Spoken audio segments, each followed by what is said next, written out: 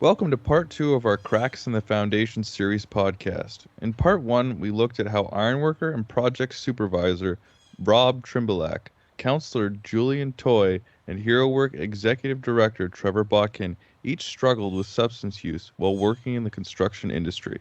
In this podcast, we're going to look at their journeys towards recovery, starting with Trevor realizing he had a serious problem. Christmas, I'm going to go to my mom's house all of Christmas. I'm going to stay there because my family will be there, and I won't use around my family. So, I did use a little bit, but not near as much. So I felt like, okay, I'm winning this battle. New Year's Eve on 2017, I was supposed to hang out with just me and my mom. I told her I was going out for ice cream, and I went up in a vacant house that my buddy owned for 3 days on a bender by myself. Cocaine, ketamine, and benzodiazepine, and just hating myself, wanting to kill myself. I mean, that was my first bottom. Wow. Yeah, dude. And I'm thinking, like, I can't go on like this. And what am I going to tell my mother? So on the 3rd of January, I came clean to my mom, told her I had a problem with drugs. She was completely blown away. And, we always say, like, people were surprised to learn, but at the same time, they can look back and now a bunch of behaviors in my past make sense. Mm-hmm. So she, before I told her, she had no idea. But once I did, she was like, okay. Mm-hmm. But heartbroken. Next, Rob Trymbulak shares his initial experiences after checking into De Novo Treatment Center in Ontario to begin his recovery.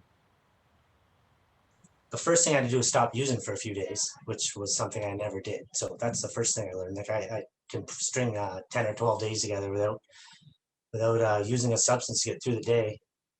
So that's the very first thing that happened.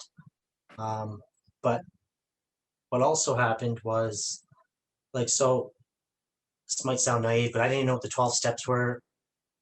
I didn't really think I was an addict. So I started to learn about values and morals that I've lost along the way. They can be summed up as principles in the treatment center, or the 12-step programs are called spiritual principles.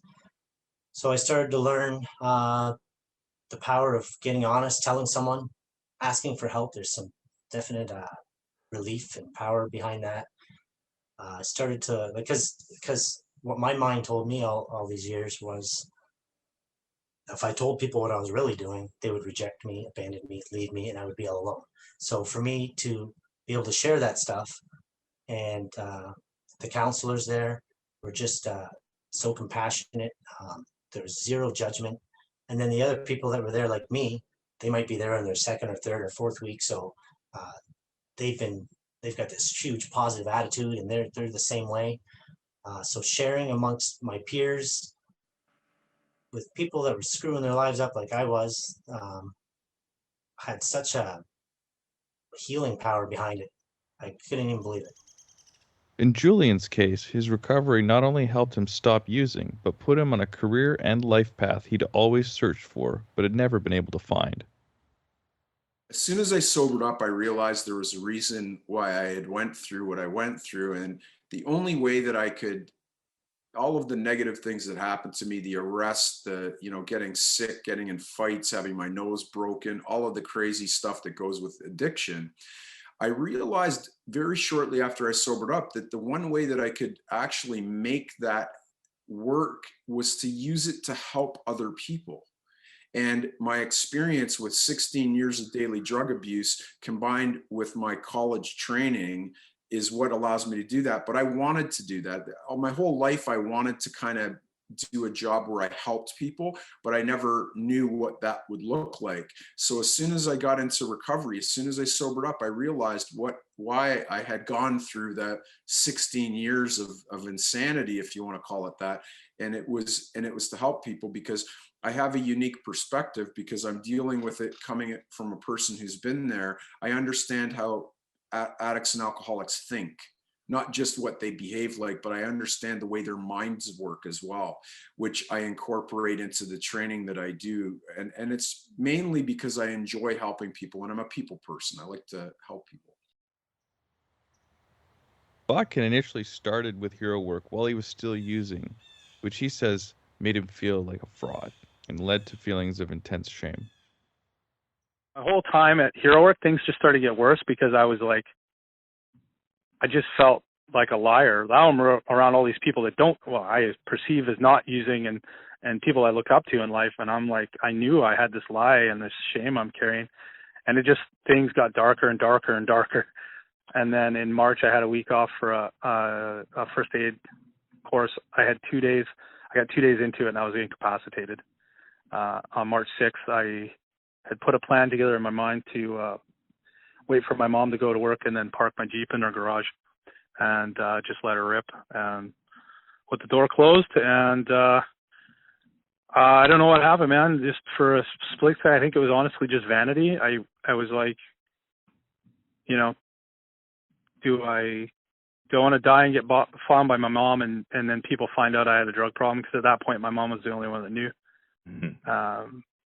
And then people be surprised, A, I have a drug problem, and then B, surprised I didn't put the work in or try to get clean, as I was very proud of my strong work ethic my whole life. And I didn't know if I could get clean, and I didn't know if I could handle life, without drugs, honestly.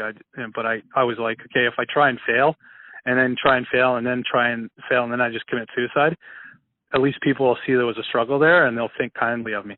Like it was that kind of selfish thinking. At least everybody will know that, they did their best by me and I tried.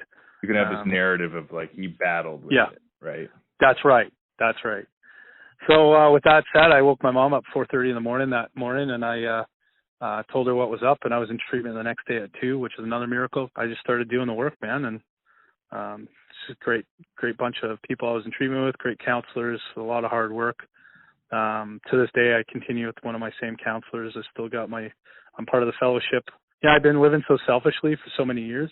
This is something I have to give back because I knew there's a lot of people struggling in my industry. I knew I was the leader of a pack, and a pack of people that were just as sick as I am. So, without telling them how to live their lives, I just knew that if I can be transparent, open, and honest about not only my years in addiction, but my recovery, somebody's going to benefit from it other than me.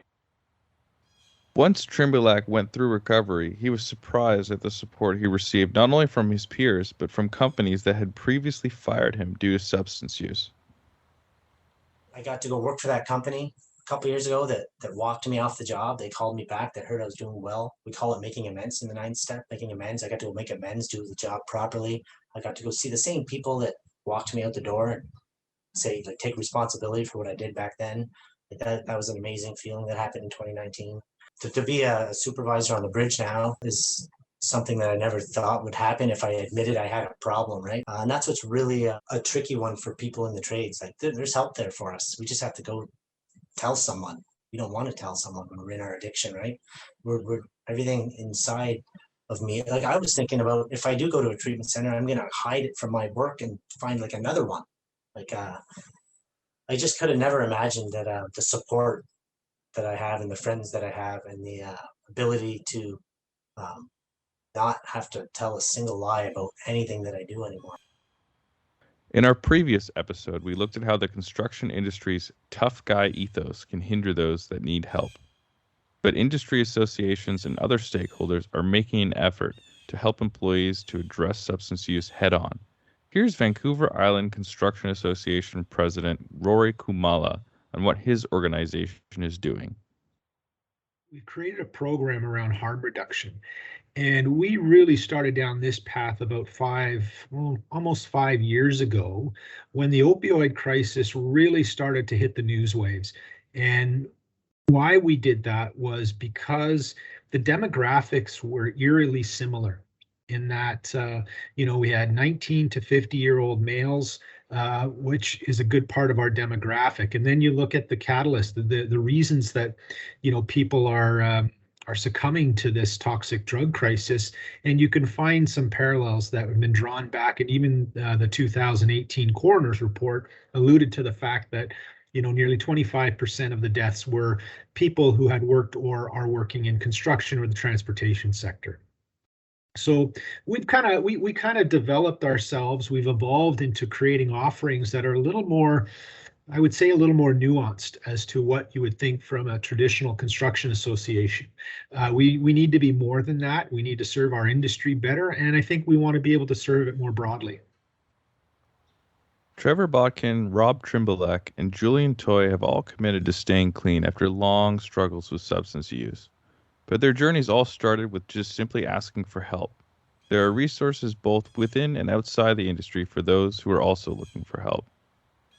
Please check out the other podcasts and videos we've done for the Cracks in the Foundation series, which feature Botkin, Trymbulak, and Toy, but also many other stories we've written on substance use. The other pandemic continues to impact both the construction industry as a whole and also individual lives.